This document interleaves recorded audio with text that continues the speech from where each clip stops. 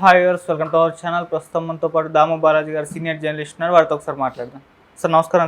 Sir, Devaraj cinema మన నిన్న థియేటర్లో రిలీజ్ అయింది. సో కాస్త మిక్స్డ్ టాక్స్ అయితే వచ్చినప్పటికీ కలెక్షన్స్లో అయితే చాలా బ్రహ్మాండంగా ఉంది. ఏకంగా టాప్ 5లో కూడా కలెక్షన్స్ వచ్చాయని చెప్తున్నారు. మరి ఈ దేవరాజ్ సినిమా కలెక్షన్స్ ఏ విధంగా ఉన్నాయి? ఓవరాల్గా మన తెలుగులో చూసుకుంటే టాప్ 5లో ఏ లిస్ట్లో ఉన్నాయి సార్? ఏ మూవీస్ ఉన్నాయి? దేవర సినిమా ముందు నుంచి కూడా రిలీజ్ అవ్వబోతుందని వచ్చినప్పటి నుంచి దాని మీద నెగిటివ్ టాక్ బాగా స్ప్రెడ్ అయింది. దీనికి ప్రధాన కారణం ఒకరు తెలుగుదేశం సోషల్ మీడియా కావచ్చు, తెలుగుదేశం వాళ్ళు. ఎందుకంటే తెలుగుదేశం వాళ్ళకి జూనియర్ ఎన్టీఆర్ పట్ల వ్యతిరేకత ఉంది.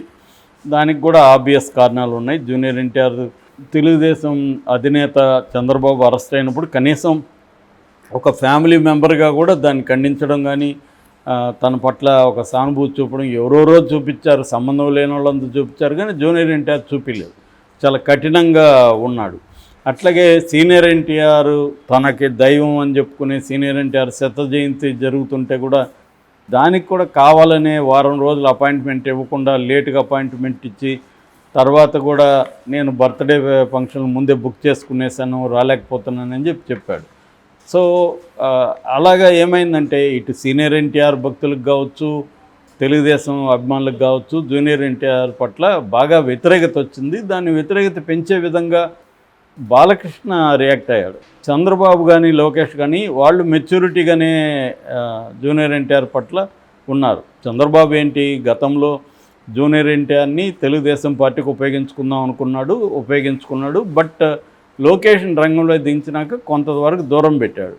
ఎందుకంటే ఇతను కూడా నేను సీఎం అవ్వాలని అప్పట్లో చిన్నపిల్లడి ఆ టైంకి ఇతను. సో అతను జూనియర్ ఎన్టీఆర్ సీఎం అని కళ్ళగండం ఇవన్నీ ఉంటే చంద్రబాబు ఆలోచించాడు, రేపు పొద్దున్న ఇది ఇబ్బంది అవుతుంది. అప్పటికి ఇంకా లోకేష్ ఇప్పటి స్థాయి ఒక నాయకత్వానికి ఎదగలేదు. సో లోకేష్ పట్ల బాగా నెగిటివ్గా ఉంది. అందుకు ఈ టైంలో కానీ జూనియర్ ఎన్టీఆర్ని తీసుకొస్తే లోకేష్ని ఇతను ఈజీగా డామినేట్ చేసేస్తాడు. ఇతనికి ఎందుకంటే అనర్గళంగా మాట్లాడడం కానీ, హావభావాలు కానీ ఇవన్నీ ఉన్నాయి. ఆల్రెడీ సినిమాకు సంబంధించిన కరిష్మా కూడా ఉంది. అందుకని చంద్రబాబు రాజకీయంగా అతను ఆలోచించింది కరెక్టే.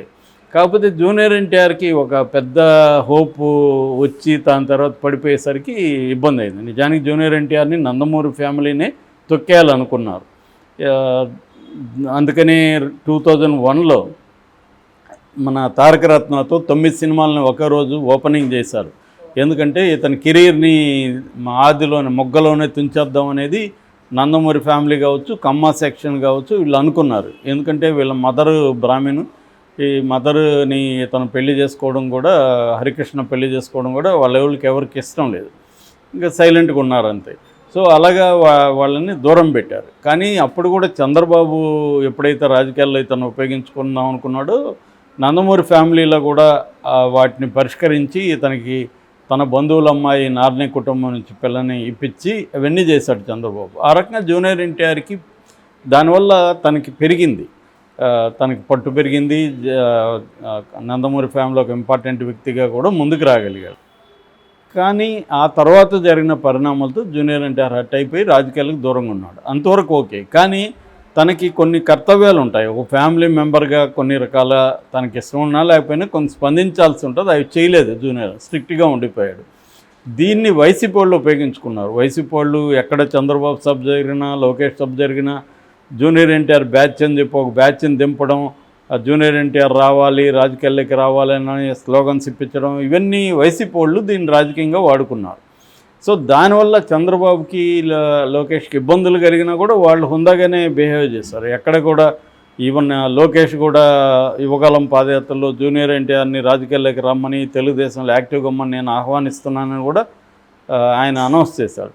కాబట్టి ఆ రకంగా వాళ్ళిద్దరూ ఎప్పుడు కూడా జూనియర్ ఎన్టీఆర్ పట్ల ఓపెన్గా ఎక్కడ వ్యతిరేకంగా బిహేవ్ చేయలేదు. కాకపోతే బాలకృష్ణ చేశాడు. ఎందుకంటే బాలకృష్ణకి రాజకీయాలు తెలియవు. అతను లోపల ఒకటి బయట ఒకటి దాచుకునే వ్యక్తి కాదు. కాబట్టి అతను చేసేస్తాడు. చంద్రబాబు లోకేష్ అంటే వాళ్ళకి రాజకీయాలు తెలుసు. సో అలాగే ఇతను 2 సందర్భాల్లో జూనియర్ ఎన్టీఆర్కి వ్యతిరేకంగా మాట్లాడడం. అంటే ఒకసారేమో జూనియర్ ఎన్టీఆర్ జైల్లో ఉన్న చంద్రబాబుని అరెస్ట్ని ఖండించలేదు, సానుభూతి కూడా తెలపలేదని బాలకృష్ణ అడిగితే ఐ డోంట్ కేర్ అని కోపంగా అనడం. తర్వాత సీనియర్ ఎన్టీఆర్ వర్ధంతి సందర్భంగా ఫ్లెక్సీలు జూనియర్ ఎన్టీఆర్ ఫోటోలు ఉంటే దాన్ని తీసేయమని బాలకృష్ణ ఓపెన్గానే ఆ వీడియో బయట రావడం, ఇవన్నీ కూడా జరిగాయి. ఆ తర్వాత లేటెస్ట్గా మోక్షజ్ఞ ఎప్పుడైతే ఎంట్రీ స్టార్ట్ అయిందో సినిమాల్లోకి, దాంతో జూనియర్ ఎన్టీఆర్ వర్సెస్ మోక్షజ్ఞ అన్న ఒక నెరేటివ్ తీసుకొచ్చి అసలైన నందమూరి వారసుడు మోక్షజ్ఞ కానీ జూనియర్ ఎన్టీఆర్ కాదు అన్న ఒక వెర్షన్ని బలంగా తీసుకొచ్చారు. అందుకనే మోక్షజ్ఞం పేరు కూడా నందమూరి తారక మోక్షజ్ఞ తేజ అని ఒక పొడుగు పేరు కూడా పెట్టారు. అంటే క్లియర్గా ఇటు నందమూరి ఫ్యాన్స్కి, ఇటు తెలుగుదేశం కార్యకర్తలకి జూనియర్ ఎన్టీఆర్ పట్ల తీవ్ర వ్యతిరేకత ఉంది. అది సినిమాల విషయంలో కూడా రిఫ్లెక్ట్ అవుతుంది. సో దాంతో జూనియర్ ఎన్టీఆర్ సినిమా 6 ఏళ్ల తర్వాత సోలోగా వస్తుంది. మామూలుగా అయితే మనకి త్రిబుల్ మీద ఈ వ్యతిరేకత లేదు. ఎందుకంటే దాంట్లో Rajamouli important, Ram Charan important, Chiranjeevi backup ఉంది, పవన్ కళ్యాణ్ ఉన్నాడు. సో అందువల్ల ఆ సినిమాకి వ్యతిరేకత రాలేదు. కానీ సోలోగా 6 ఏళ్ల తర్వాత వస్తున్న జూనియర్ ఎన్టీఆర్ సినిమాకి మాత్రం తీవ్రమైన నెగటివ్ దీన్ని క్రియేట్ చేయగలిగారు. సో దానికి తగినట్టే ట్రైలర్ కూడా అంత గొప్పగా ఆకట్టుకోలేదు. అంటే కొత్తగా భలే ఉందే ట్రైలర్ అన్న ఫీలింగ్ అయితే లేదు. మామూలుగా బాగానే ఉందనిపించింది తప్ప అంత వెరైటీగా ఉందనో ఇంకోటో రాలేదు. అందువల్ల నెగిటివిటీ బాగా స్ప్రెడ్ అయింది. అయితే ఈ స్ప్రెడ్ అవ్వడం వల్ల ఏమైందంటే జూనియర్ ఎన్టీఆర్ అభిమానులు ఇంకా కసి పెరిగింది. జనరల్గా కూడా దీని పట్ల ఒక క్యూరియాసిటీ పెరిగింది జనాల్లో కూడా, ఎందుకంటే పాపులారిటీ వచ్చింది సినిమాకి.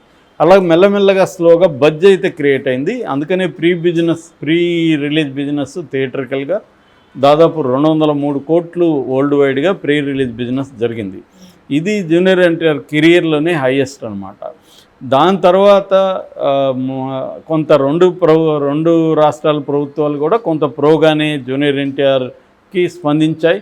2 రాష్ట్రాలు కూడా అర్ధరాత్రి నుంచి షోలు వేసుకోవడానికి, తర్వాత ఒక 10 రోజుల పాటు 5 షోలు వేసుకోవడానికి, అట్లాగే టికెట్ల రేట్లు పెంచుకోవడానికి కూడా అనుమతి ఇచ్చాయి.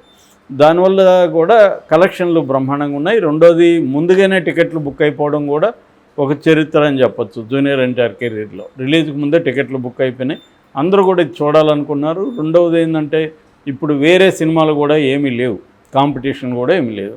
ఇలాగా అన్ని రకాలుగా దేవరకి సానుకూలమైన పరిస్థితిని క్రియేట్ చేశాయి. సో దేవర రిలీజ్ అయింది. అయితే రిలీజ్ అయిన తర్వాత మిక్స్డ్ టాక్ వచ్చింది. తమిళనాడులో ఏమో పవన్ కళ్యాణ్ కార్తీ ఇష్యూ వల్ల తమిళనాడులో దీనికి తగిన థియేటర్లు ఇవ్వలేదు, దానివల్ల దెబ్బతగిలింది. మిగతా ఓవరాల్గా కూడా మిక్స్డ్ టాక్ అయితే వచ్చింది. అయితే మిక్స్డ్ టాక్ జనాల్లోకి వెళ్ళి అది నెగిటివ్గా మారి సినిమాకి వెళ్ళొద్దు అనుకునేదానికి కొంత టైం పడుతుంది. ఫస్ట్ డే ఎక్కువ మంది బుక్ చేసుకునేసారు టికెట్లు, సాటర్డే సండే కూడా బుక్ చేసేసుకున్నారు. ఈ 3 రోజులు కలెక్షన్లు బ్రహ్మాండంగా అయితే ఉంటాయి. సో తర్వాత డ్రాప్ అయ్యే అవకాశాలు ఉండొచ్చు, లేకపోవచ్చు, డ్రాప్ కూడా కాకపోవచ్చు, చెప్పలేం. కానీ నిన్న మాత్రం బ్రహ్మాండంగా కలెక్షన్లు అయితే ఉంది. టాప్ 5లోకి వెళ్ళింది. ఇప్పటి వరకు మన తెలుగులో టాప్ 1లో ఫస్ట్ డే కలెక్షన్ల విషయంలో టాప్ 1లో త్రిబుల్ ఆర్ ఉంది. 223 కోట్లు వరల్డ్ వైడ్గా త్రిబుల్ ఆర్ కలెక్ట్ చేసి రికార్డు బ్రేక్ చేసింది. ఇప్పుడు టాప్లో అదే ఉంది. దాని తర్వాత కూడా మళ్ళీ రాజమౌళి సినిమానే బాహుబలి 2 217 కోట్లు కలెక్ట్ చేసి సెకండ్ ప్లేస్లో ఉంది. థర్డ్ ప్లేస్లో కల్కి, మొన్న రిలీజ్ అయిన కల్కి 180 కోట్లు కలెక్ట్ చేసి థర్డ్ ప్లేస్లో ఉంది. సలార్ 175 క్రోర్స్ కలెక్ట్ చేసి సలార్ ఫోర్త్ ప్లేస్లో ఉంది. ఇప్పుడు ఆదిపురుష్ మన ప్రభాస్ది, అది 140 కోట్లు కలెక్ట్ చేసి 5వ ప్లేస్లో ఉంది. ఇప్పటి వరకు టాప్ 5 అంటే ఈ 5 అనమాట. అంటే త్రిబుల్ ఆర్, బాహుబలి, కల్కి, సలారు, ఆదిపురుషు. ఇందులో ఒక రకంగా చెప్పంటే 4 సినిమాలు ప్రభాస్వే, ఒక్క సినిమాలో మాత్రమే ఎన్టీఆర్ ఉన్నాడు.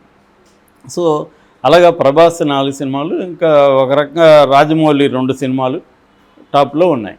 ఇటువంటి కాంటెక్స్ట్లో ఇప్పుడు జూనియర్ ఎన్టీఆర్ నటించిన ఈ దేవర రికార్డు క్రియేట్ చేసింది. 5వ ప్లేస్లోకి అది వచ్చేసింది. అంటే ఆదిపురుషుని కూడా ఈక్వల్ అయిపోయింది. ఇది కూడా 140 కోట్లు కలెక్ట్ చేసింది. నిన్న వన్ డేలో దేవర వరల్డ్ వైడ్ కలెక్షన్స్ 140 కోట్లు కలెక్ట్ చేసి 5th ప్లేస్లోకి ఈక్వల్గా వెళ్ళిపోయింది అన్నమాట. ఇంకా మనకి ఖచ్చితమైన ఫిగర్లు వస్తే ఆదిపురుషుని కూడా దాటేసిందా లేదా మనం చెప్పచ్చు. ఇప్పటి వరకు స్థూలంగా వస్తున్న దాన్ని బట్టి ఇది ఫిగర్స్ మొత్తంగా ఆంధ్ర తెలంగాణలలో ఇది 68 కోట్ల 60 లక్షల కలెక్ట్ చేస్తుందని చెప్తున్నారు. నార్త్ ఇండియాలో మాత్రం 7 కోట్లు కలెక్ట్ చేసింది.